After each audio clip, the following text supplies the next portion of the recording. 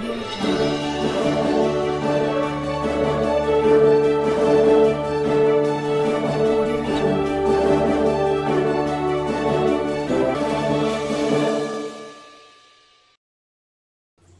रुक्मिणी तुम्ही पाहता VM news Marathi Satara.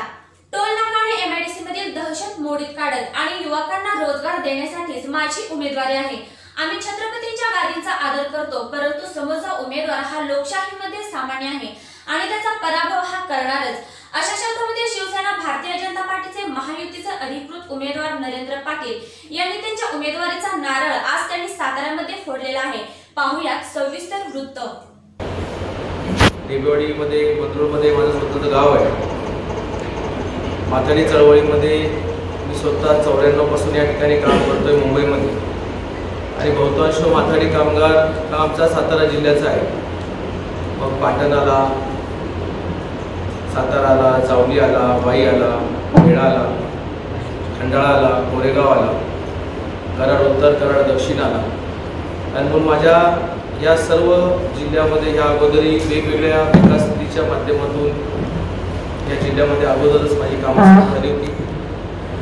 निवडणुकीच्या दरम्यान युतीचा उमेदवार म्हणून हा निर्णय घोषित होईल असं मी बऱ्याचशा पत्रकारांना त्यावेळेला सांगत होतो आणि मी आपल्याला या अगोदरी भेटला असताना एवढंच सांगितलं होतं की आम्ही युतीचा उमेदवार म्हणजे शिवसेना प्रमुख सन्माननीय उद्धवजी ठाकरे साहेब आणि मुख्यमंत्री देवेंद्रजी जे निर्णय देतील त्या निर्णयाला आम्ही बांधील राहून त्या ठिकाणी काम करू आणि म्हणून मी आज या निवडणुकीच्या रिंगणामध्ये उतरलेलो आहे। विकासाच्या बरोबर हा सातारा जिल्हा हा ऐतिहासिक वारसा नावाजलेला जिल्हा आहे, शिक्षण क्षेत्रातला जिल्हा आहे, कामगार चळवळीचा जिल्हा आहे आणि ह्या जिल्ह्याला, या ऐतिहासिक जिल्ह्याला हिस्टॉरिकल कॅपिटल म्हणून आपण म्हणू की ऐतिहासिक राजधानी म्हणून नावाजला गेला पाहिजे। हा एक बऱ्याच वर्षापासून हा मुद्दा मी मांडत आलेलो आहे आणि नक्कीच या जिल्ह्याचं नेतृत्व करत असताना हे पूर्ण मुद्दे मी या ठिकाणी मांडणार आहे।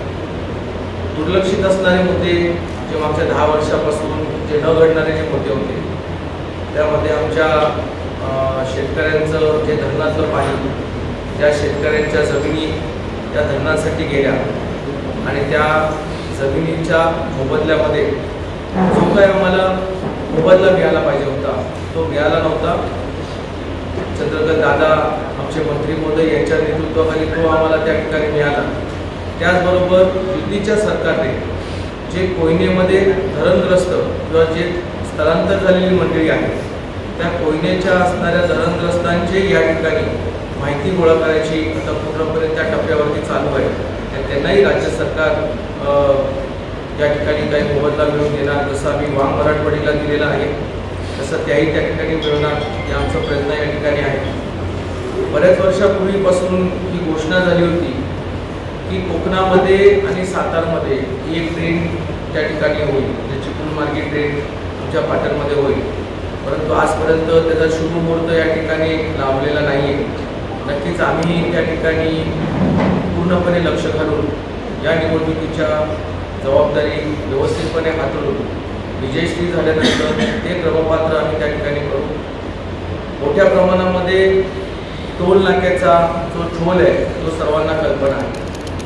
टोल हा फार मोठी एक आर्थिक रसद काही मंडळींची या ठिकाणी आहे आणि त्या रसदीचा फार दुरुपयोग त्या ठिकाणी होत आहे आणि म्हणून कमीत कमी सातारकरांसाठी म्हणजे जे मुंबई आणि पुण्यामध्ये प्रवास करत असतील, सातारवरून बँगलोरमधून येणार असतील त्यांच्याबद्दल मी एवढं भार देणार नाही, परंतु कमीत कमी जे सातारकरची मंडळी जे दैनंदिन कराडापासून सातारला येत असतील, उमरसपासून आपल्या या ठिकाणी येत असतील, त्याचबरोबर आमचा आणेवाडी टोल नाका आहे जिथे आमचा पाचवड म्हणा त्या परिसरातील लोक ह्या असणाऱ्या सातारकरांसाठी आम्ही नक्कीच या ठिकाणी टोलमुक्त करण्याच्या संदर्भामध्ये मुख्यमंत्र्यांना या ठिकाणी आम्ही विनंती त्या ठिकाणी करू, कारण ज्या टोलमुळे या वेळोवेळी गोंधळ झालेला आहे त्याच्यामुळे सातारकरांसाठी तर टोलमुक्त करण्यात यावं हा एक मुद्दा आम्ही आमच्या कार्यक्रमामध्ये घेणार आहोत। आपण जर पाहिलं तर पुणे फार मोठ्या प्रमाणामध्ये डेव्हलप झालं, कोल्हापूर त्या ठिकाणी डेव्हलप झालं आणि पुणे आणि कोल्हापूरचा मधला आमचा सातारा, इवन तो इस्लामपूर, तो भाग सगळा डेव्हलप झाला, एक औद्योगिक क्षेत्र फार मोठं झालं. परंतु आमच्या औद्योगिक क्षेत्राला आजपर्यंत वेगवेगळ्या कारणास्तव महत्त्व मिळालं नाही. मग त्या ठिकाणी काही लोकांची भांडणं झाली. कारखानदार या ठिकाणी मनमोकळेपणे व्यवसाय करू शकत नाही. व्यवसाय जर आले नाही, उद्योग जर वाढले नाही, तर डेफिनेटली की आपल्या जिल्ह्यातला जो शिकलेला तरुण आहे तो या ठिकाणी बेरोजगार होतो आणि मग कुठेतरी इतर जिल्ह्यामध्ये तो त्या ठिकाणी व्यवसायासाठी कामाला त्या ठिकाणी जात असतो. म्हणजे आपल्या जिल्ह्याची एवढी चांगली MIDC असून देखील पण आज आपल्या जिल्ह्यामध्ये उद्योग व्यवसाय चालत नाही. हे फार गांभीर्याने लक्ष देऊन आम्ही आमचे मंत्री महोदय सन्माननीय सुभाषजी देसाई साहेबांच्या माध्यमातून या उद्योगाच्या संदर्भामध्ये एक असा चांगला कार्यक्रम आखू, ज्या कार्यक्रमामध्ये जे कामगार आहेत त्यांना न्याय मिळाला पाहिजे. पण जे खरे व्यवसायधारक आहेत त्या व्यवसायधारकांवरती जर कुठल्या प्रकारे बोर्डांच्या माध्यमातून, कुठल्या युनियनच्या माध्यमातून जर कशा प्रकारे जर त्रास होत असेल तर अशा लोकांचाही बंदोबस्त करण्याचा कार्यक्रम आम्ही या ठिकाणी आणलेला आहे. याचबरोबर आम्हाला हॉस्पिटलची फार मोठी एक सोय होणं गरजेची होती. एक सातारमध्ये स्वतःचं एक हॉस्पिटलचं कॉलेज व्हावं, मेडिकल कॉलेज व्हावं, ही मागणी बऱ्याच वर्षापासूनची होती. पण अजून पाहिजे तसं काय त्याचा प्रवास सुरू झालेला नाही. नक्कीच आम्ही या निवडणुकीच्या नंतर या सगळ्या गोष्टींमध्ये बारकाईने लक्ष घालू आणि ह्या असणाऱ्या सगळ्या सातारकरांचे विषय आम्ही त्या ठिकाणी मार्गीच लावू. आज युतीचा निर्णय होत असताना महामेळाव्याच्या माध्यमातून आम्ही RPI सन्माननीय आठवले साहेबांचा आमचा गट आहे, आमचा जानकर साहेबांचा गट आहे, आमचे सदाभाऊ खोत असतील, आमचे विनायकराव मेटे असतील, आमचे सर्व मित्र पक्षाला घेऊन आम्ही या निवडणुकीला सामोरं जाणार आहोत. आणि मला विश्वास आहे की राज्याचे मुख्यमंत्री आदरणीय देवेंद्रजी फडणवीस साहेब, आमचे शिवसेनेचे प्रमुख उद्धवजी ठाकरे साहेबांनी जो या महाराष्ट्रामध्ये 40 खासदारांना मोदी साहेबांच्या सोबत देशाची सेवा करण्यासाठी पाठवण्याचा जो निर्धार केलेला आहे तो पूर्णपणे आम्ही यशस्वीरित्या या ठिकाणी पार पडू. आणि मला मोठ्या प्रमाणामध्ये सातारकर वेगळ्या पद्धतीनं एक मनापासून या ठिकाणी मतदान करून माझ्या पाठीशी उभे राहतील, एवढीच माझी अपेक्षा या ठिकाणी. आणि आज जिल्ह्यामध्ये पहिल्यांदाच आम्ही या ठिकाणी संयुक्त प्रेस कॉन्फरन्स या ठिकाणी घेतली. नक्कीच जी जबाबदारी माझ्यावरती आज उद्धवजी ठाकरे साहेबांनी जी दिलेली आहे ती पेलण्यामध्ये मी फार सक्षम आहे. कारण माझ्याबरोबर ह्या ठिकाणी माझे दोन्ही पक्ष, भारतीय जनता पक्ष आणि शिवसेना, त्याचबरोबर मित्र पक्ष, आम्ही सर्व एकत्रपणे हे उद्याचं असणारं सगळी जबाबदारी चांगल्या पद्धतीने मी हाताळू शकतो.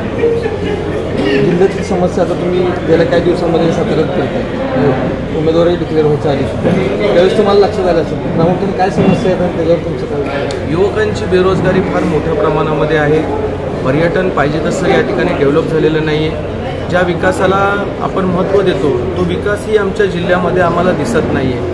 फक्त दिसतं ते आम्हाला कुठेतरी टोलची भांडणं, कारखान्यावरती असणारे जे वैयक्तिक हेवेदावे. त्याच्यामुळे आता जिल्ह्याला परिवर्तन हवं आहे. सामान्य नागरिकाची पण इच्छा आहे की आता कुठेतरी परिवर्तन हवं आहे. परिवर्तन विकासाच्या दृष्टिकोनातून हवं आहे आणि ते नक्कीच आम्हाला या ठिकाणी दोन्ही आमच्या नेत्यांच्या नेतृत्वाच्या माध्यमातून ते मिळू शकतं, मला विश्वास आहे. गेल्या 10 वर्षात सातारा जिल्ह्यामध्ये काय कमी पडलं असं वाटतं किंवा काय गरजेचं होतं आणि झालं नाही? मी काही वचननामे या ठिकाणी पाहत होतो. मला बऱ्याचशा लोकांनी मला सांगितलं की 2000चे मागचे 2 निवडणुकीचे जे काही वचननामे होते त्यामध्ये धरणग्रस्तांचे प्रश्न, त्याचबरोबर दुष्काळाच्या प्रश्नाला मार्गीच लावू असे काही वचननामे होते. निवडणुकीपुरता अजेंडा होता, निवडणुकी संपलाय, विषय संपला. त्याचबरोबर रेल्वे जी आमची कराड ते कोकणामध्ये जाण्यासाठी रेल्वेचं काही नियोजन त्या ठिकाणी होतं. हे जर नियोजन झालं असतं तर रहदारी वाढली असती. खूप काही चांगल्या शेतीचे प्रश्न आहे, शेतीने उत्पन्न केलेले काही विषय असतील, हे खूप चांगलं काय झालं असतं ते होऊ शकलं नाही. आमचे एअरपोर्टचं कामही अर्धवट त्या ठिकाणी पडलेलं आहे. असे कित्येक काम आहेत. आमचे इंडस्ट्रीयल जे झोन आहे ह्या इंडस्ट्रीयल झोनमध्ये सध्या एकदम भकास पडलेला आहे. उद्योग व्यापार करण्यासाठी तयारच या ठिकाणी होत नाही, एवढी दहशत आहे. या सगळ्यांना आम्हाला दहशत मोडायचं आहे. तरुणांना रोजगार दिला पाहिजे. आम्ही एक मोठं भविष्यामध्ये चांगलं इंडस्ट्रीयल झोन, त्याबरोबर ह्या जिल्ह्यामध्ये असणाऱ्या तरुणांसाठी मेडिकल कॉलेज, असे असंख्य विषय आम्ही हातात घेतलेले आहेत. टप्प्याटप्प्यामध्ये त्या सर्व विषयाला आम्ही हात घालू आणि सातारकरांना एक नवीन परिवर्तन ह्या ठिकाणी करून दाखवू. तुम्ही आता बोलताना म्हटलं की इंडस्ट्रियल लोक यायला तयार होत नाही कारण काही दहशत आहे. नक्की कुणाची दहशत आहे आणि ते संपवण्यात तुम्हाला किंवा आघाडीला तुमची यश आहे? आपल्याला कल्पना आहे की काही महिन्यापूर्वी या ठिकाणी एवढी दहशत झाली की काही लोकांना गुन्ह्यामध्ये अटक करावं लागली. काही अजून पेरोलवरती फिरत आहेत, काहींना बेल झालेला नाही आहे. त्याच्यामुळे सातारकरांना दहशत माहिती आहे. विद्यमान खासदारांचे असणारे काही कार्यकर्ते यांचे जे काही विषय आहेत हे सगळ्यांनाच या ठिकाणी माहीत आहे. त्याच्यामुळे आता आम्हाला फक्त पूर्णपणे आम्हाला लक्ष केंद्रित करायचं आहे ते फक्त आणि फक्त या निवडणुकीच्या, या प्रगतीच्या, या विकासाच्या दृष्टिकोनातून तोच आमचा या ठिकाणी अजेंडा राहील. अर्ज भरताय तुम्ही 30 तारखेला, कसं नियोजन? आजची पहिली पत्रकार परिषद संयुक्त या ठिकाणी झालेली आहे. उद्यापासून आम्ही साई विधानसभा मतदारसंघामधील असणाऱ्या प्रमुख सर्व युतीच्या असणाऱ्या पदाधिकाऱ्यांची एक संयुक्त बैठक आम्ही उद्या सकाळपासून आम्ही त्या ठिकाणी घेणार आहोत आणि 30 तारखेला मी त्या ठिकाणी अर्ज भरणार आहोत. अर्ज भरण्याकरिता दोन्ही कार्यकर्ते फार मोठ्या जोशाने त्या ठिकाणी उपस्थित राहतील. ओके.